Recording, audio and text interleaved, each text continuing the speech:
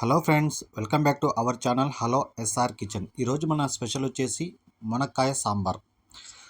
సాంబార్ పొడి వాడకుండా మునక్కాయ సాంబార్ ఎంతో రుచిగా వేడి అన్నంలోకి అదిరిపోయే టేస్ట్తో ఎలా చేసుకోవాలో మనం ఈ వీడియోలో చూసేద్దాం. ఈ రెసిపీ కానీ మీకు ఎలా అనిపించిందో కామెంట్ చేయండి ఖచ్చితంగా. ఇక వీడియోలోకి వెళ్ళిపోదాం. ముందుగా నేను ఒక హాఫ్ కేజీ మునక్కాయలు అయితే తీసుకొని చిన్న ముక్కలా కట్ చేసి పైన ఉన్న పొట్టుని తీసేసాను. చూడండి, శుభ్రంగా ఒక 2 సార్లు కడుక్కొని నీళ్ళు అయితే అలాగే వేసి పెట్టేయండి. తర్వాత ఒక కుక్కర్ తీసుకొని అందులో ఒక కప్పు కందిబ్యాళ్ళు వేసుకోవాలి. వీటిని శుభ్రంగా కడుక్కొని ఒక 3 కప్పుల వాటర్ అయితే వేసుకుందాం. ఈ 3 కప్పుల వాటర్ వేసిన తర్వాత ఒక అర్ధ స్పూన్ పసుపు వేసి, అలాగే ఒక స్పూను ఆయిల్ వేసి ఒక 2 విజిల్లు వచ్చేంత వరకు మనం ఈ కందిబ్యాలని ఉడకబెట్టుకుందాం. మనకి 2 విజిల్లు వస్తే సరిపోతాయి, ఇవి బాగా ఉడికిపోతాయి మనకి. చూడండి, మనకి 2 విజిల్లు అయితే వచ్చేసాయి. పప్పు కూడా బాగా ఉడికిపోయింది. మనం పప్పు గుత్తి తీసుకొని లేదా మ్యాషర్తో కానీ ఇలా మ్యాష్ చేసుకోవాలి. మొత్తం అంత మ్యాష్ ఏం అవసరం లేదు, వాటర్లాగా కాదు, కొంచెం కొంచెం ఇలా రఫ్గా ఉన్నా కూడా మనకి సాంబార్లోకి సూపర్గా ఉంటుంది. ఇలా మ్యాష్ చేసుకొని పక్కన పెట్టుకుందాం. అలాగే ఒక పెద్ద సైజు నిమ్మకాయ అంత చింతపండు తీసుకొని బాగా కడిగేసి అందులో వాటర్ వేసి పక్కన పెట్టుకుందాం. తర్వాత ఒక కడాయిలో ఒక 3 స్పూన్ల ఆయిల్ అయితే వేద్దాం. ఈ ఆయిల్ వేడైన తర్వాత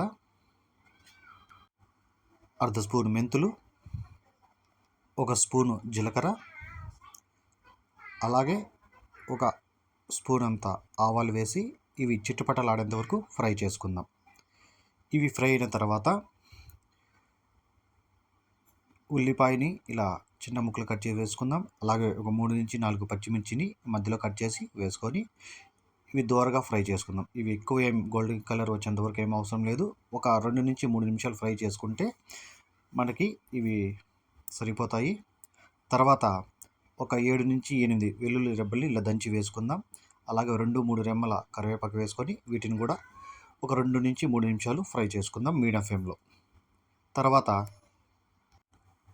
ఒక పెద్ద సైజు టమోటాలని ఒక 2 తీసుకొని ఇలా చిన్న ముక్కలు కట్ చేసి వీటిని కూడా ఫ్రై చేసుకోవాలి.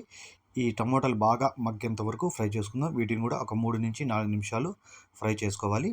ఈ టమోటాలు బాగా మగ్గిపోవాలి.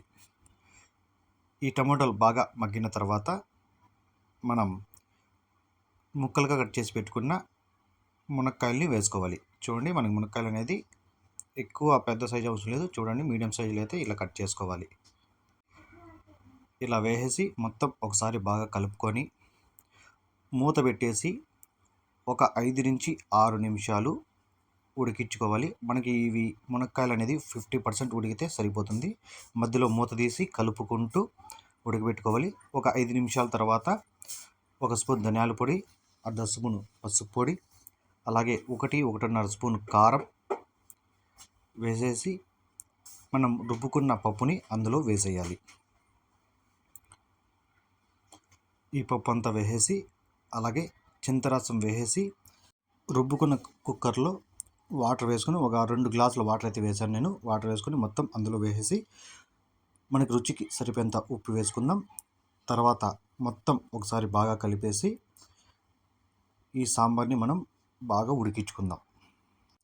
ఇవన్నీ వేసేసి ఒక 5 నుంచి 6 నిమిషాలు మనం హై ఫ్లేమ్ మీద ఈ సాంబార్ని కుక్ చేసుకోవాలి. చూడండి, మనకి ఒక 5-6 నిమిషాల తర్వాత చూడండి బాగా ఉడుకుతున్నాయి. కాబట్టి ఈ టైంలో మనకి ఉప్పు కారం సరిపోయిందేమో టేస్ట్ చూద్దాం. తక్కువ ఉంటే వేసుకుందాం, లేదంటే సరిపోతుంది. ఇలా చేసుకొని పైన కొత్తిమీర వేసేసి ఈ కొత్తిమీర వేసినాక బాగా ఈ కొత్తిమీర కలిపేసి ఒక 2 నిమిషాలు మీడియం ఫ్లేమ్ మీద కుక్ చేసుకుంటే సరిపోతుంది. తర్వాత స్టవ్ ఆఫ్ చేసేస్తే మనకి మునక్కాయ సాంబార్ అనేది రెడీ అయిపోయింది. మనకి సాంబార్ పొడి అవసరం లేకుండా మునక్కాయ సాంబార్ అయితే రెడీ అయిపోయింది. చూసారు కదా ఎంత ఈజీగా రెడీ అయిపోయిందో. ఒకసారి మీరు కూడా ఇలా ట్రై చేయండి, ఎలా వచ్చిందో కామెంట్ చేయండి. ఈ రెసిపీ కానీ మీకు నచ్చితే ఒక లైక్ చేయండి, షేర్ చేయండి. Please subscribe.